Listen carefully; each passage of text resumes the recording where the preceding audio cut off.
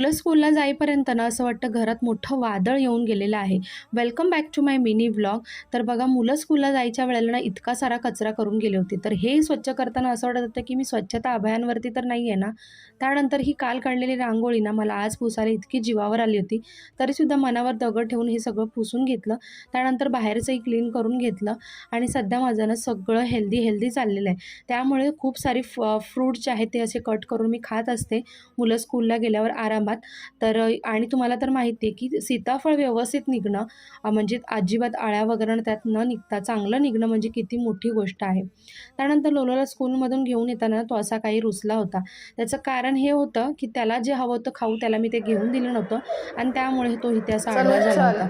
संध्याकाळी त्याला ना मी फोनिक्स क्लासला ड्रॉप करायला गेले तर असा काही चंद्र मला आकाशात दिसला. त्यालाही दाखवलं की मामा कसा दिसतोय बघ. तर असा होता आजचा दिवस. कसा वाटला मला नक्की सांगा. बाय.